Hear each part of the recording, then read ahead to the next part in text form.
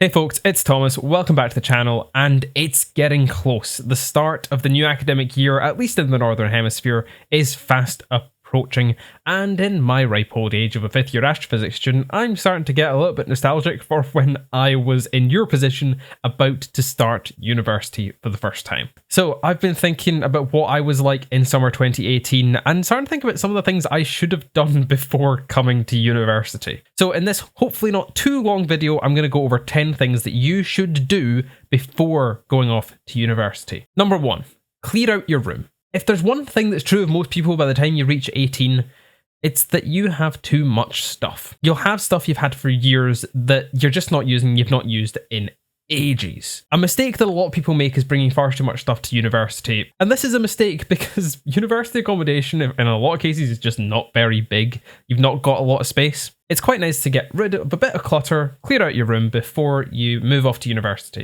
And it'll make coming back home a little bit nicer because the place will be a bit less full of everything. Number 2, get on some of the freshers pages for the university you're going to. These will exist normally on Facebook, and they're a great way to get chatting to new students from all over the world who'll be coming to the same university as you in September. Depending on where you're going and depending on where you are, there might also be some big meetups of prospective students or students who know that they're going to be going off to your university. Back in summer 2018, I went to a meetup in Glasgow and a meetup in Edinburgh for students that were going off to St Andrews.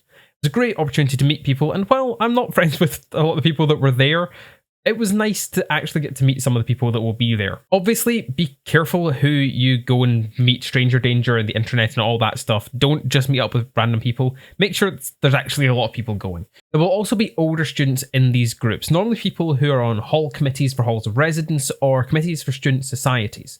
They'll be able to tell you a bit about what to expect, what's going to be in your room when you move in, what societies are really interesting, what events are worth going to in Freshers Week, because there's so many and you can't do everything. Then, yeah, they'll probably plug the societies they're part of. Speaking of societies, number 3, have a think about what societies you are interested in. Chances are your university is going to have a lot of student societies and sports clubs. I'd also guess there's going to be so much going on in Freshers Week that you're not going to be able to go to everything, so you're going to want to have a think about what you want to go to before you go off to university. Also, it's quite exciting. Have a look at your university's students' union or association or guild's website. They'll have a list of all the societies that are at your university, and in the run-up to Freshers Week, they might even have lists of events or an app where all of the events are going to be. My university has an orientation app where societies can put all of their events on it, and so can the academic schools and all that sort of stuff. It's really useful. Your university might have something similar. Have a look. Now, most societies will have Facebook pages and Instagram pages and such. Go follow them if you're interested in them, but just be aware a lot of the events won't appear until right before Freshers Week because people will still be finalising arrangements. So, yeah. Have a think about what you're interested in because societies are great. Just a quick follow-up to this, a bit of advice that I actually also gave in my video about 5 things I wish I'd known before going to university. It's up there. Go to a couple of things that you've never tried before, something that just seems a bit fun, or that you think, this could be good. Go along to something you've never tried before because university is a great opportunity to try things you've never done before for a relatively low fee. And it's all in one place. It's great. You rarely get this opportunity again, so make the most of it. Number 4. Make a list of the things you think you'll need to take for your university room. I'm going to assume you're going to be in some sort of university accommodation wherever you're going. So be aware the rooms are probably going to be quite small. You're also going to need a lot of things you've probably never needed to own yourself before. Things like plates, cutlery, glasses, mugs, tea towels, bedding. Actually, bedding you might already have. Make a list of everything you think you might need, then go around your room and list all the things you missed. Things like phone chargers you quite often forget. One piece of advice, get some good surge-protected extension cables.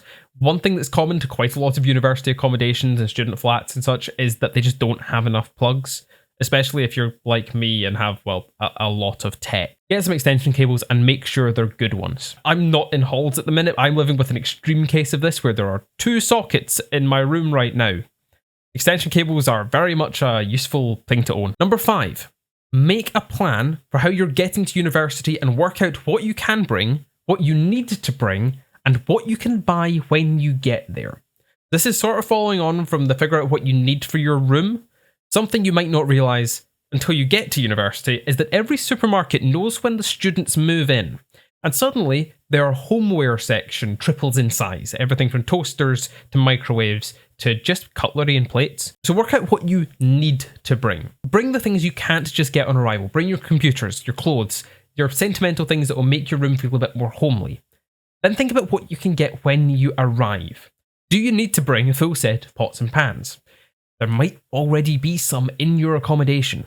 But if you need them, you'll be able to get them when you arrive. How much stuff you decide to get on arrival will also depend on how you're actually getting to university. Are you flying? Well then, suitcase space is going to be at a premium. Are you getting the train? Kind of same issue. Maybe you can bring another case, but you're still going to be pretty limited. Are you driving? How big's the car? Is it a hatchback? Is it a people carrier? Or have you got a family member with a van? How many people are going in that car? Is it just you driving up in your own car? Or is it your parents coming, siblings, anything else? Like, think about this and then work out what to buy before you've got to pack everything plus the kitchen sink into the back of a family hatchback. Just think about this before you buy a double duvet and pillows and pack every book you've ever owned into a box. You can also get stationery once you arrive. All university towns have shops that sell them because it's full of students who need stationery.